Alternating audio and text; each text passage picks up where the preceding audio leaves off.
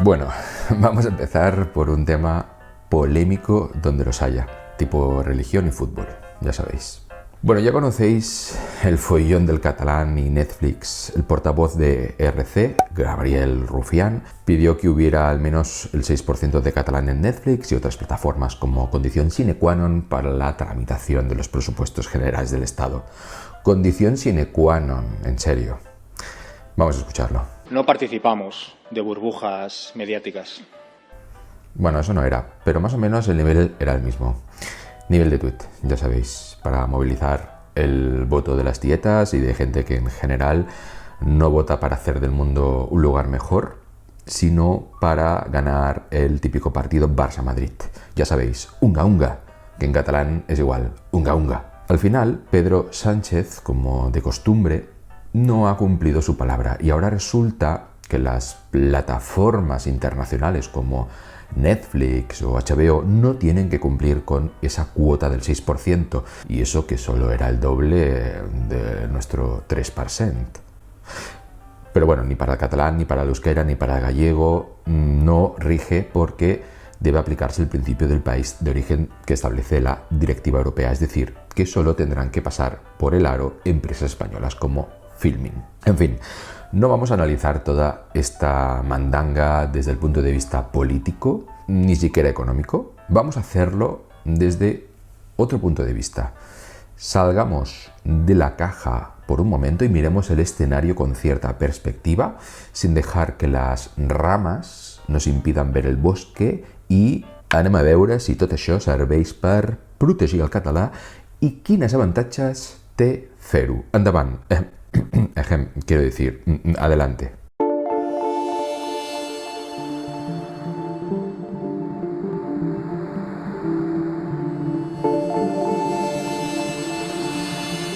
Primero he de decir que, bueno, por si no ha quedado claro, que yo he sido educado en catalán. Yo vivo en Cataluña, vivo en Barcelona. Hay series y películas que solo he visto en catalán y que no puedo ver de otra manera, como Bola de Drac. También hay series catalanas que me parecen la quinta esencia de la excelencia, como por ejemplo Teresina S.A. Además, el catalán, desde un punto de vista puramente acústico, me relaja, me parece más eufónico que el castellano, y no digamos ya que el alemán. Pero os voy a decir una cosa que seguramente os hará saltar los plomos de la cabeza. Me da igual si se extingue el catalán. O sea, no quiero que se extinga el catalán, pero tampoco quiero forzar su conservación. No me parece nada digno de mención que a corto o medio plazo desaparezca una lengua como el catalán, como tampoco me importa que desaparezca el vasco, y de hecho tampoco me importa que desaparezca el español, de verdad. Que solo exista el inglés, el mandarín, lo que sea, me da igual. No voy a perder ni tiempo ni recursos en semejante preocupación, que en realidad solo preocupa a la gente común, porque la lengua es como un Barça-Madrid.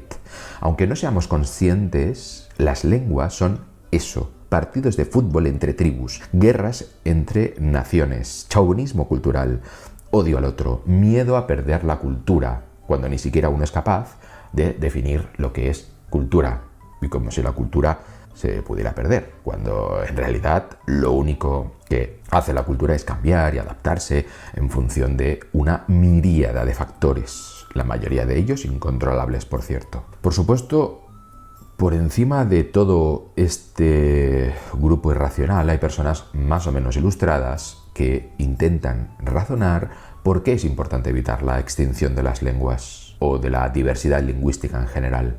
No participamos de burbujas mediáticas.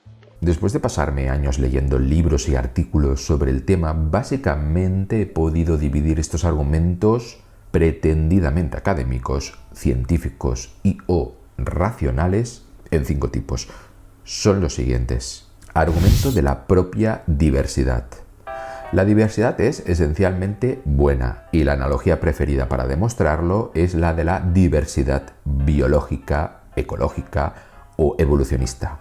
Destruir lenguas entonces sería equivalente a destruir especies o hábitats. Bueno, es una bonita analogía, pero una lengua no es comparable a una especie animal. O sí, pero no del modo en que se suele pensar. Que se pierdan las lenguas no desestabiliza la infosfera, no produce daños colaterales a nivel lingüístico y menos aún medioambiental. Lo que es comparable una lengua y una especie es que ésta no deja de cambiar, evolucionar y adaptarse, y también morir, en cierto modo. Segundo argumento académico. Los lingüistas apuestan por la preservación de las lenguas porque es objeto de estudio y porque tiene interés científico. Destruir lenguas entonces sería equivalente a destruir museos o bibliotecas. Sí, preservar las lenguas tiene un interés académico indudable, como preservamos fósiles en los museos, por ejemplo, o incunables en las bibliotecas. Los filólogos se lo pasarán bomba explorando idiomas ya desaparecidos. Incluso podemos registrarlos todos en audio para que nada se pierda. Pero en el día a día la preocupación por la extinción o mutación de las lenguas parece exceder a lo meramente académico.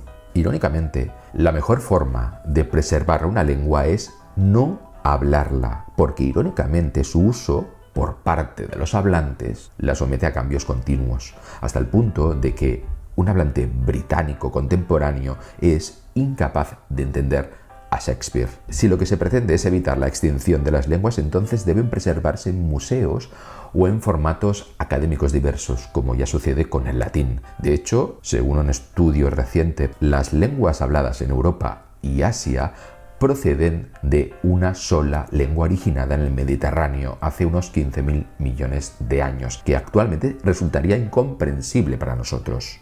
Tercer argumento del patrimonio cultural.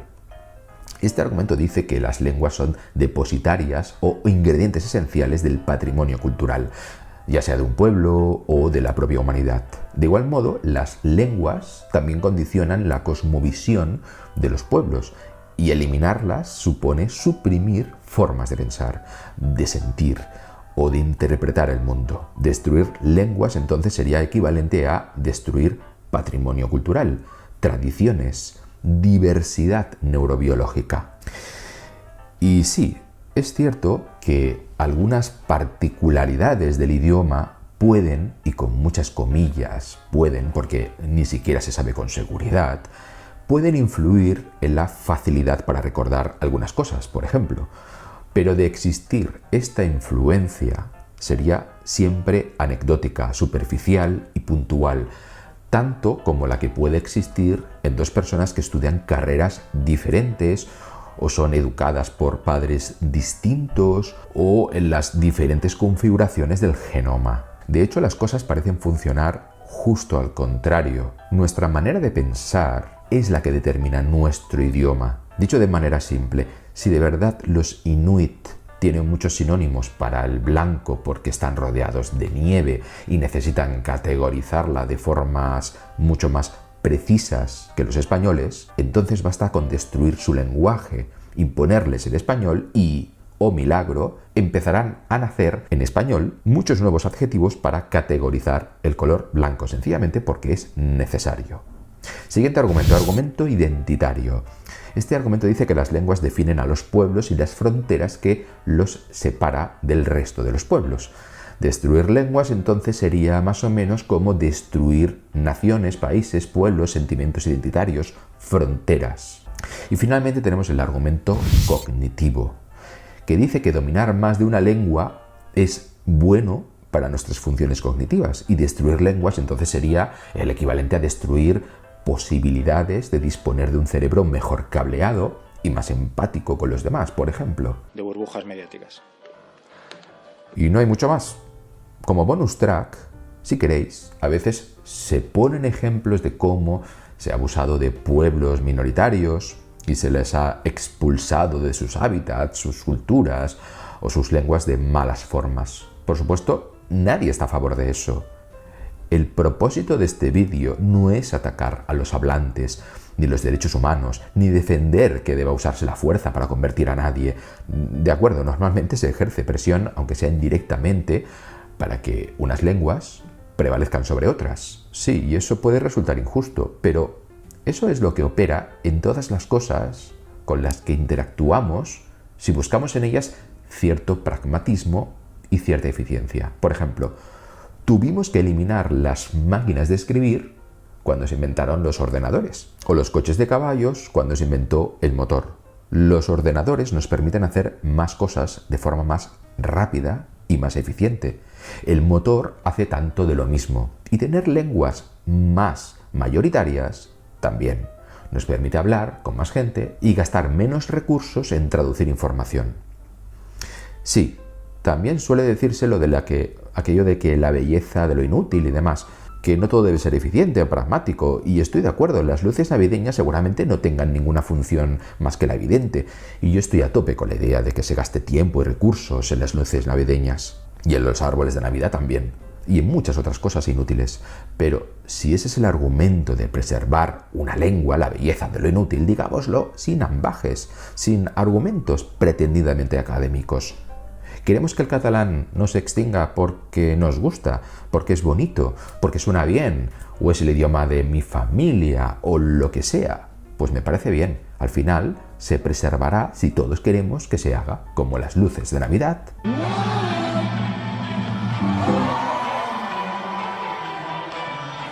Aprender lenguas puede ser muy bonito, puede ser divertido, incluso enriquecedor a nivel personal, pero ¿es particularmente útil para algo? Solo lo es cuando la comunicación es imposible entre dos pueblos. Si la uniformidad de las lenguas permite que esos dos pueblos se comuniquen, entonces aprender sus dos lenguas no es útil, sino un pasatiempo con el que puedes obtener alguna pequeña dosis de utilidad colateral, como ampliar tu vocabulario porque conoces más raíces etimológicas comunes. Es decir, que aprender lenguas es un pasatiempo equivalente a completar crucigramas, o resolver acertijos matemáticos, o ver películas, o aprender punto de cruz incluso. Veámoslo al revés. Si la eliminación de lenguas es una catástrofe, ¿debería ser motivo de alegría la producción de lenguas nuevas, cada vez más fragmentadas y minoritarias? Llevemos el razonamiento hasta el absurdo. Imaginaos que por azares sociolingüísticos en el último siglo hubieran nacido 5.000 millones de lenguas. ¿Eso sería una buenísima noticia? ¿O estaríamos condenados a frenar el comercio internacional, el intercambiar ideas, la simple comunicación entre pueblos, con todos aquellos que vivieran más lejos de unos 50 kilómetros de nuestra casa, so pena de invertir ingentes recursos en traducir y pagar a personas para que estudien todas las lenguas que puedan? Lo que aquí se cuestiona son los argumentos que de alguna manera también sirven de sostén de los sentimientos, o al menos los refuerzan hasta radicalizarlos. Los idiomas cambian todo el tiempo. Este no es el tipo de cosas que se puedan detener. No es algo malo ni bueno. De hecho, puede resultar fascinante si eres la clase de persona que, por ejemplo, soy yo, que tiene como pasatiempo la etimología y los autodefinidos, o que se le dilatan los ojos cuando lee cosas como que existe un idioma amazónico que fue hablado por última vez por un loro, o una lengua caucásica que no tiene vocales. Esto es realmente fascinante. Las lenguas se mueren, sí, las palabras también, nacen otras tantas se transforman o se adaptan a nuevas realidades, hasta el punto de que nos costaría bastante comunicarnos de manera fluida con una persona que hablara nuestro mismo idioma hace apenas unos siglos. Cuando un idioma se transforma tanto, ¿acaso no está muerto ya? ¿Podemos seguir llamándolo igual, aunque ya no sea el mismo? ¿Qué diferencia hay entre morir y cambiar? Son preguntas que hay que hacerse de vez en cuando. Sin embargo, el portavoz de un partido político puede decir que está dispuesto a detener los presupuestos de un país solo porque quiere que haya más catalán en las series de Netflix y HBO. Y puede hacerlo, y acto seguido, toda la gente que vota a ese partido no va a salir a la calle a quemar containers ni a cortar la meridiana. ¿Cómo es posible? Porque las lenguas, a pesar de todas las cosas bonitas que podemos decir de ellas, funcionan como religiones laicas y hacen aflorar emociones similares a las que afloran o a las que afloraban cuando había gente que protestaba porque afroamericanos pudieran usar el mismo baño que los blancos. Y esto no pasa solo en Cataluña, pasa en cualquier mínima región de España, donde la gente se pueda estar expresando de forma diferente. Pasa incluso con el andaluz, en serio, mirad este tuit. Las personas están constantemente molestas por el cambio de idioma en todo el mundo. Es un ciclo interminable en el que nos encontramos atrapados. Los hablantes del inglés, por ejemplo, se quejan de que el inglés moderno es terrible y que debería parecerse más al inglés victoriano. Los victorianos también se quejaron de que el inglés victoriano era terrible y que debería ser más como el inglés isabelino. Y los isabelinos se quejaron de que el inglés isabelino era terrible, y así sucesivamente. Muchos escritores incluso se quejaron de que el inglés debería parecerse más al latín clásico. Vamos, que el inglés no debería ser inglés, sea lo que sea que signifique eso. De igual manera, nos resistimos a que un idioma se muera, sea el nuestro o sea el de algún pueblo exótico que solo tiene un millar de hablantes, por el simple hecho de que consideramos que el idioma moldea nuestro pensamiento, como si un idioma determinado fuera lo mismo que tener instalado en el cerebro un sistema operativo Android o iOS. Probablemente el inglés acabará siendo la lengua franca mundial, porque si bien hay más hablantes nativos de mandarín, y el inglés está en tercer lugar después del español en número de hablantes, realmente el inglés se habla en al menos 100 países del mundo y para 550 millones de personas ya es el segundo idioma. Además, el inglés dirige las relaciones internacionales, los negocios y también la ciencia. Sin embargo, el inglés del futuro será una mixtura de inglés con otras lenguas, en las que los hablantes de cada país incorporarán elementos de sus propias lenguas y sus propias culturas nativas. Es lo que Anna Maurenen, de la Universidad de Helsinki, denomina Smilets, como el chino inglés o el inglés brasileño. La razón de este monopolio del inglés, sobre todo en el ámbito de la ciencia, es difícil de esclarecer, pero según explica David Bellos en su libro Un pez en la higuera, el inglés es más simple y flexible que otros idiomas. No obstante, tampoco hemos de olvidar los factores socioeconómicos, que resumió así el experto en Yiddish Max Weinreich. Un idioma es un dialecto con un ejército detrás. En resumidas cuentas, que los humanos aman su lenguaje, esto es natural, como aman su color de piel, su etnia, su equipo de fútbol, su religión, y tienden a considerar todas estas cosas mejores que las cosas del vecino y dignas de protección para siempre. O ad calendas grecas, toma préstamo. No quieren que nada cambie, como los luditas que destruían los telares mecánicos o los taxistas que tratan de desprogramar los algoritmos de futuros coches autónomos. ¡Ni lo que amenazas! ¡Tú no sabes ni lo que amenazas! Que nadie está amenazado. Súbete la bragueta que se te va a ver el pinganillo. Por eso, incluso las políticas relativas a la protección de un idioma pueden condicionar unos resultados electorales y unos presupuestos. La gente se moviliza para proteger su idioma, incluso pisando el idioma vecino, al que suele ridiculizar si es necesario. En Papúa Nueva Guinea, por ejemplo, uno de los lugares con mayor diversidad lingüística del mundo, no es extraño que dos pueblos vecinos hablen idiomas muy diferentes entre sí. Y esto pasa porque en cuanto descubren demasiadas semejanzas, las evitan artificialmente para continuar manteniéndose así, separados, opuestos, fronterizos. Ellos y nosotros, los buenos y los malos, Batman y Joker. Sin embargo, el idioma cambia inevitablemente por razones que están fuera del control de nadie. ¿Qué tal, señor Rufián? No participamos de burbujas mediáticas. Si una lengua sobrevive, milagrosamente está bien. Si muere, como probablemente lo va a hacer, también está bien. Si vive o muere, no tendrá ningún efecto en nada. Aprender un idioma es como aprender a hacer punto de cruz o usar Windows 95. Hay que evitar romantizar las lenguas y, de paso, la cultura así en general. Porque, a ver, ¿quién es el guapo que se pone a definirla? La guerra y la ablación de clítoris, por ejemplo, también son cultura. Y Windows. Otra cosa es que, habida cuenta de que tenemos un carácter tribal, usemos las lenguas para identificar rápidamente si estamos frente a uno de los nuestros o a un forastero, si alguien es de fiar o si no lo es. Y precisamente por eso hay que hacer especial ahínco en no romantizar las lenguas. Si encontramos acentos distintos apenas alejándonos unos pocos kilómetros de lugar, eso nos pone en la pista de que el idioma no es solo fruto o producto de la comunicación, sobre todo es un fruto de la diferenciación, una forma de discriminación rápida vía auditiva, un hándicap, como una final del Barça-Madrid. En fin, hasta la próxima. Déu vos guard. No participamos de burbujas mediáticas.